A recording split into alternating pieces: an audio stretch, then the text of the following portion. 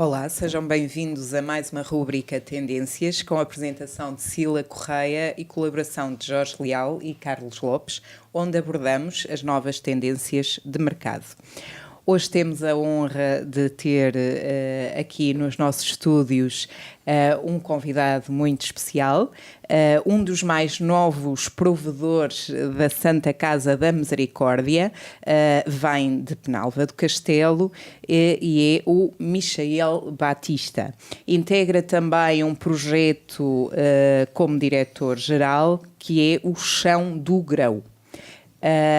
Hoje veio-nos enriquecer a nossa rúbrica com o tema Inovação Social, acreditar que não há idade para a felicidade. Olá, Michael, muito obrigada por ter aceito o nosso desafio e estar aqui junto de nós a integrar a nossa lista de excelentes convidados. Michael, atualmente vivemos numa comunidade em constante mutação social, onde a inovação e estratégias de proximidade devem constar no plano de atividades anual de qualquer empresa e organização e, portanto, tendo um olhar nesta vertente, fale-nos um pouco da inovação neste contexto social. Muito bem, permitam-me em primeiro lugar agradecer o convite à RCI, nomeadamente à pessoa do meu amigo Carlos Lopes e Jorge, e também à Cila, que tenho o prazer de conhecer hoje. Falando um pouco daquilo que me acabou de questionar, de facto a área social é uma área que está em constante mutação. Quando se fala em mutação, em alterações, em mudanças, o paradigma muda sistematicamente, de ano para ano. Pode parecer um pouco estranho isto, mas é uma realidade. Isto porquê? Porque a sociedade muda. Portanto, ao mudar a sociedade, automaticamente mudamos as tendências. As tendências, precisamente. Daí o nome do programa é muito bem escolhido. E, de facto, a palavra inovação encaixa perfeitamente neste setor. Ou cada vez mais temos tendência a encaixar esta palavra de inovação neste setor. Porquê? O que é a palavra inovar? Inovar é trazer algo de novo, é acrescentar mais valor àquilo que existe. E o setor social está carente um pouco desta realidade. É verdade que hoje as organizações sociais procuram fazer bem melhor do que se fazia, também as condições hoje são outras, mas tudo tem que começar de uma base. E a base é o acreditar que podemos ser diferentes e que podemos fazer melhor. Naturalmente, muito bem, Michael, muito obrigada. Mas referiu aqui e falou acerca do paradigma. Existe claramente aqui um paradigma bastante complexo aliado ao paradigma tecnológico, não é? E a exigência das pessoas / clientes, que neste caso é o vosso caso. Portanto, a melhoria nestes serviços é uma necessidade ou exigência da parte do cliente ou é uma visão estratégica dos administradores, no caso em concreto Michael? Eu acho que devemos associar as duas matérias. Por um lado, devemos ter a visão estratégica por parte de quem administra, por quem gera, quem lidera, quem é diretor de uma unidade. Deve ter essa perspectiva de mudança, de paradigma, de modelo. Por outro lado, a necessidade de dar uma boa ou um bom serviço aos clientes, aos hóspedes, aos utentes, como queiram chamar. Portanto, essa necessidade também parte um pouco daquilo que é a nova realidade humana. E sem dúvida que hoje um cliente, ao chegar a um lar de terceira idade, ou chamando ERP, que é o nome que de facto se dá a uma estrutura residencial para pessoas idosas, vem com outro perfil. Nós notamos muito isto, quem está na prática sabe aquilo que eu estou a dizer. O que é hoje não era há 5 anos atrás. Como disse há pouco, ao questionarem, estou há 5 anos, e se me perguntar hoje se há 5 anos atrás o lar de Penalva do Castelo é igual ao que é hoje, eu respondo-lhe não. Certamente os meus colegas e também por outros lares onde eu na minha vida e na atividade profissional o fiz ao longo dos anos e que ainda hoje acompanho algumas realidades, sinto que ao ir lá hoje é certamente diferente do que era em 2007 ou 2008. E se me perguntar o que é que vai ser o utente ou o cliente daqui a 10 anos, eu vou lhe dizer que vai ser certamente muito diferente. Isso tem a ver com a formação académica do público-alvo que está neste preciso momento a necessitar desses cuidados, que torna os utentes ou os hóspedes mais exigentes destas unidades.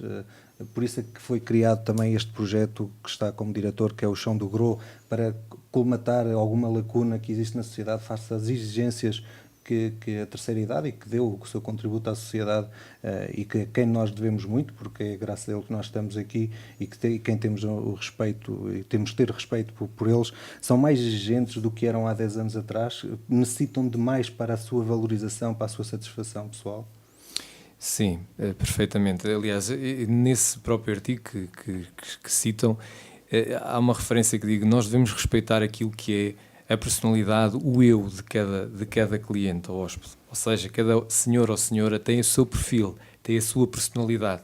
E isso vai-se criando ao longo dos anos, e a pessoa, claro que hoje, é uma pessoa, por um lado, mais formada, mais instruída, até pelas redes sociais, até não só pelas redes sociais, mas pela própria comunicação social também, que faz com que as pessoas hoje estejam um bocadinho mais instruídas. Ou seja, há um desenvolvimento. A taxa de alfabetismo aumentou, não é? Em Portugal. Realmente. Logo aí a tendência é de facto que haja uma exigência maior neste setor. E as respostas têm que ser diversificadas. Tem que haver respostas para todos os públicos.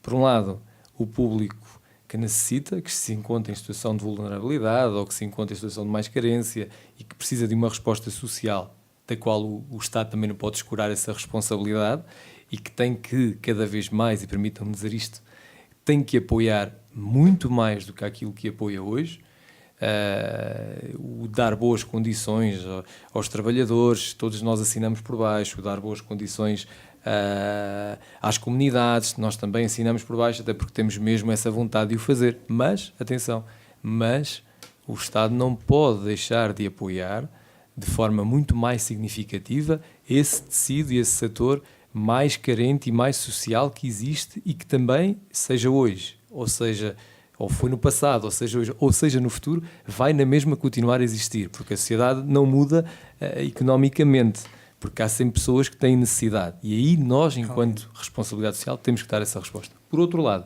aparece exatamente uma resposta de Chão do Gro ou de outras tendências privadas que de facto podem ajudar pessoas com outro nível ou outra capacidade, que também, por um lado, não vão tirar o lugar, permitam uma expressão, de outros que realmente mais necessitam e que podem se associar a um projeto um bocadinho diferente, mas com outra responsabilidade e com outra também, com outra resposta, digamos assim, com outra capacidade de resposta. Sim, mas Michel fala então que há aqui características individuais, como o Carlos estava aqui a reforçar, a maior formação, pessoas com um grau de exigência diferente na sua fase sénior. É uma tendência, efetivamente, o número de idosos aumentar, porque a nossa população está a envelhecer, digamos que este mercado está a crescer, e é muito bom haver esta oferta diferenciada, mas não poderemos estar também aqui a correr o risco de esquecer os mais desfavorecidos? Não, eu julgo que não. Enquanto existem misericórdias em Portugal, não há públicos nem pessoas desfavorecidas. Graças a Deus eu sinto que, permitam-me falar de uma forma muito particular das misericórdias, porque é a minha maior experiência, mas também os centros sociais e paroquiais e outras mais associações que também prestam esse serviço de tão boa solidariedade. Eu acho que isso nunca vai estar em risco. Aliás, quando isso estiver em risco, de facto estamos a viver num país que não está numa potencial vias de desenvolvimento e estamos a regredir também nessa matéria. Não está, nunca vai estar em risco, julgo eu. E falando concretamente, estão a ser feitas atualizações à qualidade de serviço? Disse que em 5 anos muda muita coisa. Em termos práticos, as pessoas com menos capacidade económica, que é disto que estamos a falar, têm acesso a condições condignas? Nota-se efetivamente uma melhoria, ou há apenas uma atualização pelo mínimo da qualidade do que são os serviços ou entendidos como mínimos de serviços para este tipo de pessoas com mais carência económica? Não, neste tipo de organizações a equidade é igual para um público que paga um valor justo, ou justo no que corresponde Face ao custo do serviço. ao custo de serviço, e é exatamente igual ao serviço que é prestado a um cliente. A única diferença que pode existir é talvez na própria na residência em si, no quarto, que partilha o quarto com outra pessoa e não tem a comodidade, se calhar está num quarto individual ou algo deste género. Agora, a alimentação é a mesma, o serviço de lavandaria é a mesma, os serviços técnicos são os mesmos, os serviços prestados são os mesmos, os passeios e oportunidades de saída são exatamente os mesmos, quer dizer, não há essa diferenciação. Ou seja, há até um esforço de integrar as pessoas com menos capacidade económica numa rotina que está acessível também a pessoas com maior poder. Isso, eu posso lhe dar um exemplo muito concreto. Nós em Penalva do Castelo, neste momento, temos mais de 40 utentes a pagar valores inferiores a 400 euros mês.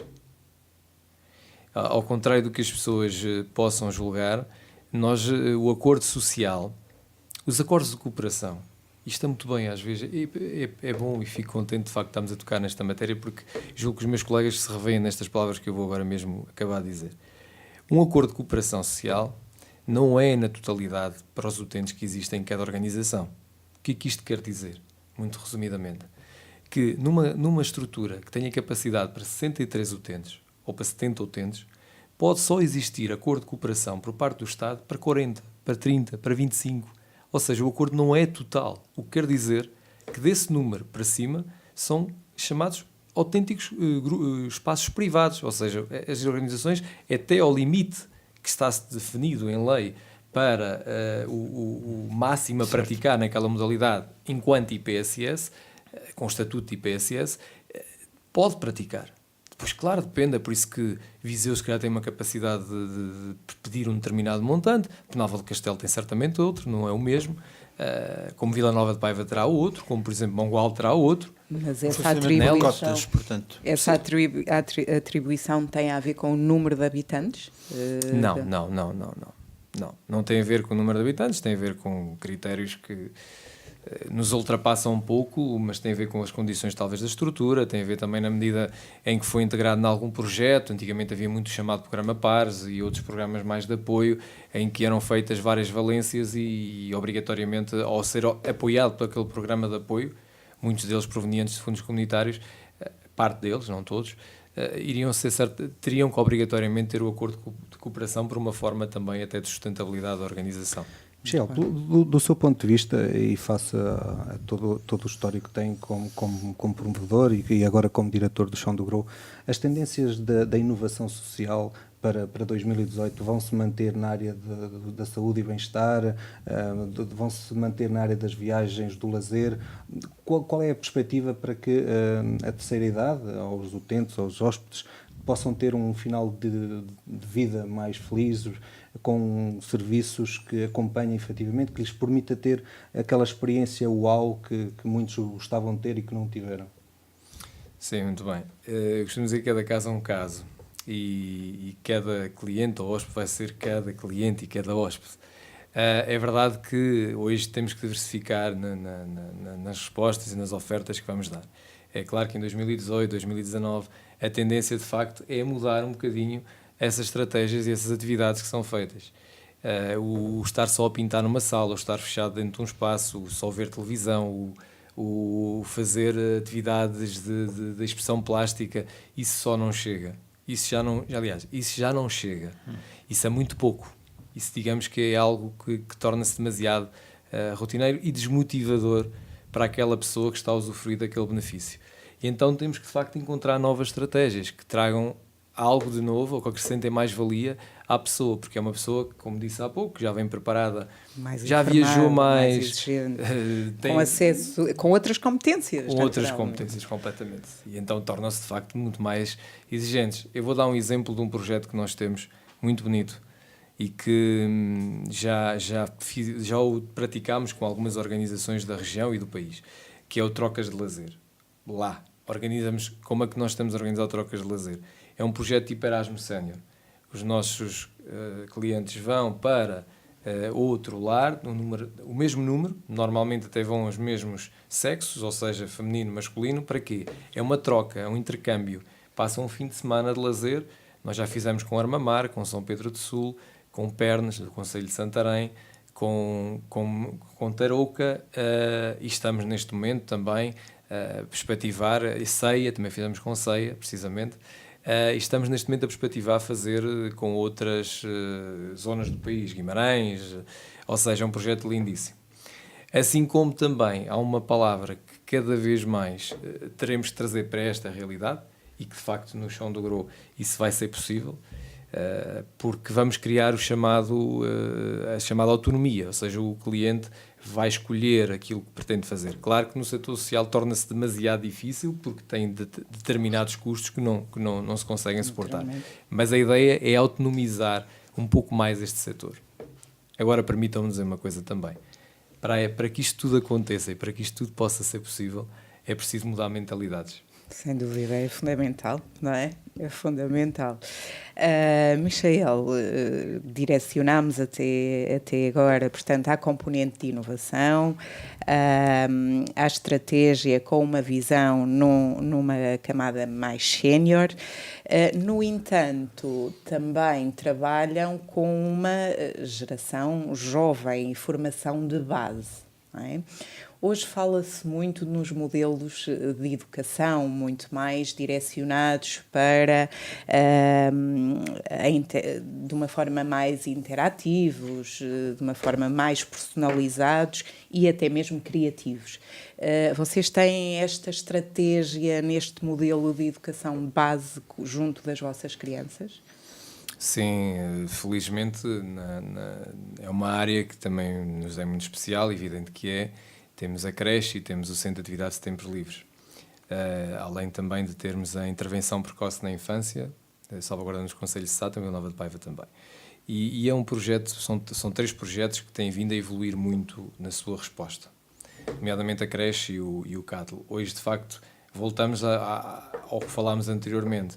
Também temos pais muito mais exigentes, temos famílias muito mais exigentes, pessoas que acompanham muito mais os serviços que são prestados. É um ciclo, isto é um ciclo por natureza.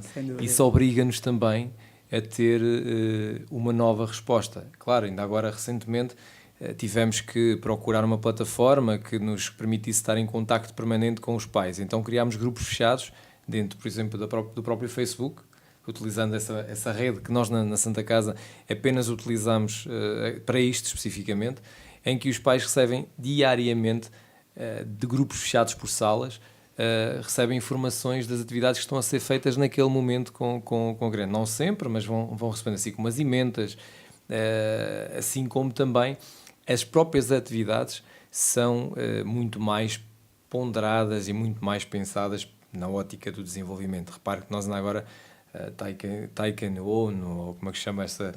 Taekwondo, exatamente, Taekwondo, nem sei bem o nome daquilo. Assinámos agora recentemente um acordo para as crianças poderem fazer, assim como já fizeram o balé, como tem informática, como tem as piscinas. Estamos a falar bebés de meses a terem já as piscinas, quer dizer, isto tudo é inovação, tudo isto a trazer algo de novo a este setor, não é?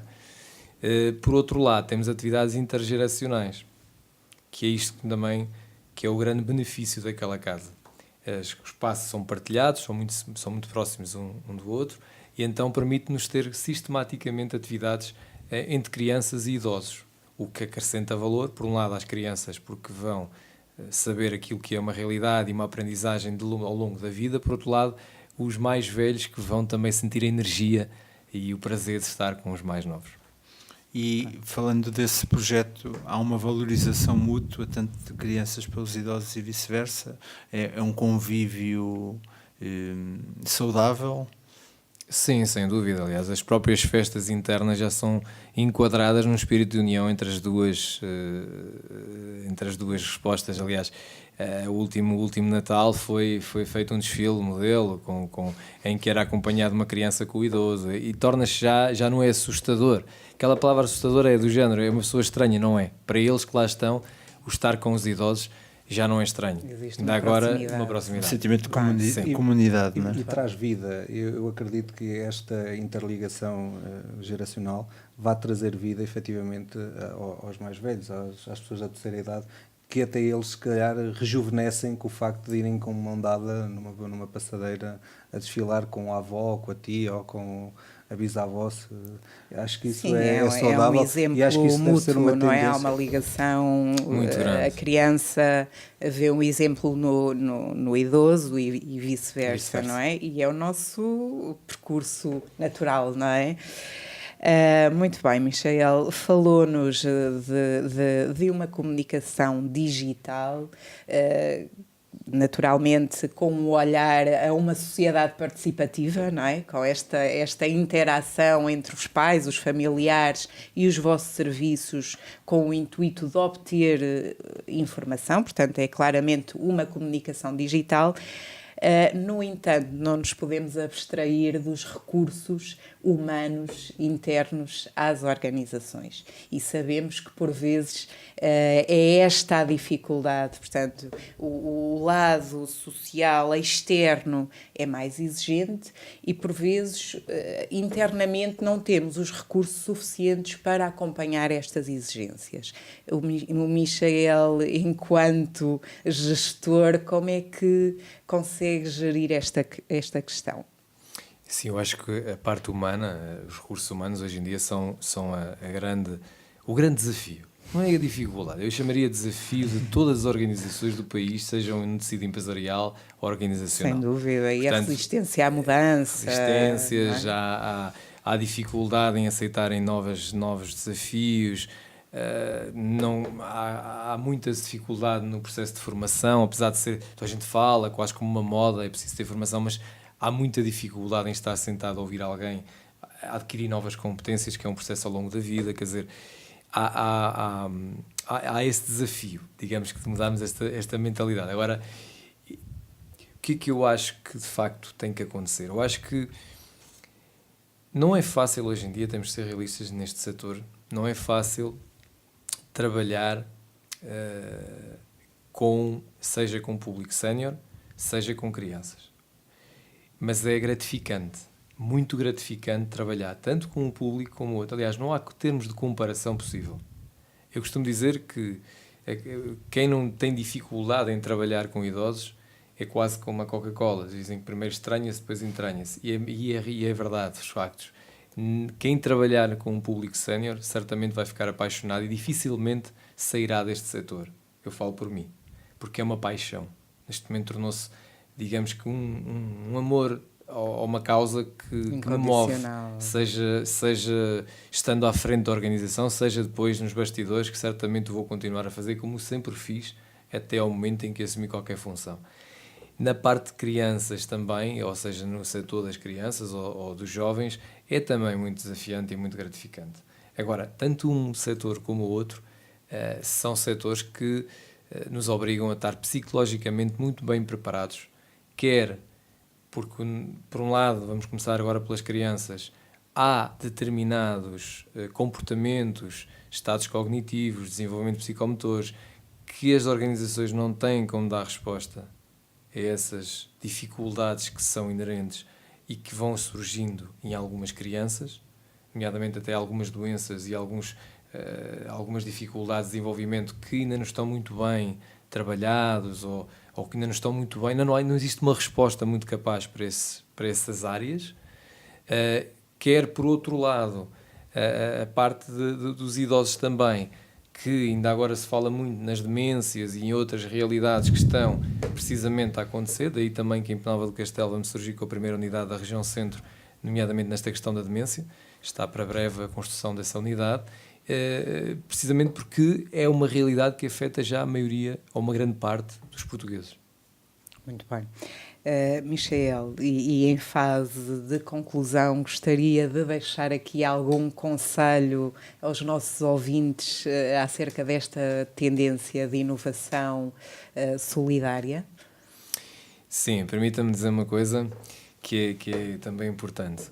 Quando nós falamos em inovar, não aos chamados processos de benchmarking, estou aqui a falar para duas pessoas muito mais bem entendidas nesta matéria do que eu, mas aos benchmarkings, não é? Que a gente vai buscar ideias a um determinado setor, ou segmento, ou dentro da própria estrutura e aplicamos. Isso não deixa de ser inovação.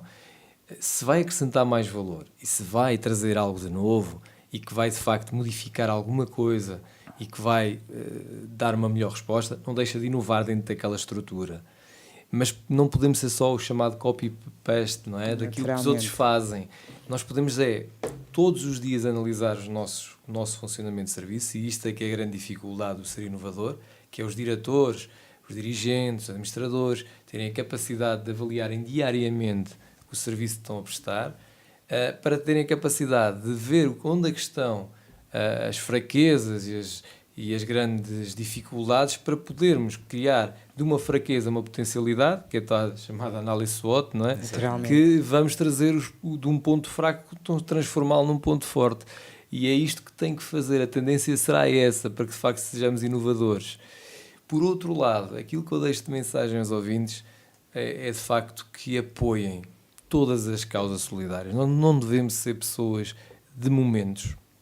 Hoje estamos todos a viver um momento que também permitam dizer que estou desde já solidário com todo o distrito e com todo o país, naquilo que foi de facto uma tragédia nacional e que esperamos que de facto tenha sido a última vez que tal aconteceu, e fico de facto bastante sensibilizado com a mobilização humana das pessoas, que nós somos de facto um povo bastante hospitaleiro, seja em Viseu, em Penalva, em Mangualde, em Nelas, em todo o país. Mas há uma coisa que eu tenho que dizer, que eu acho que de facto nós não podemos ser só por momentos. A solidariedade deve prevalecer ao longo dos 365 dias de um ano, e não apenas quando acontece uma pequena tragédia, porque daqui a 4, 5 meses estão os autarcas daquela região, e nomeadamente as pessoas que foram afetadas, com grandes problemas e grandes dificuldades, e é nessas alturas que deve continuar a prevalecer esse ato solidário. E as organizações estão cá para isso mesmo, para continuar a ajudar, mas as pessoas são fundamentais.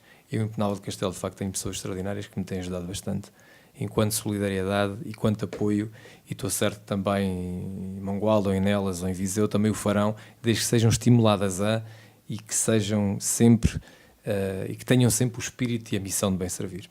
Muito bem. Michel, bem-aja por esta partilha tão enriquecedora, e bem-aja também por ter abrilhantado aqui o nosso programa Tendências, com esta vertente social, e foi um exemplo notório e que dignifica, digamos assim, a nossa solidariedade e esta componente de inovação, porque integra de facto uma visão de futuro. E com estes exemplos, a solidariedade em Portugal estará bem íntegre, com toda a certeza. Bem-aja por isso. Obrigada, Carlos. Obrigada, Jorge. E obrigada a todos os ouvintes que estão aí desse lado mais uma vez a acompanharem-nos. E já sabem, acompanhem-nos todas as sextas-feiras às 11, com repetição às 21, na RCI, em cadeia na RCS. E como sabem, as tendências foram feitas a pensar em si. Bem-aja.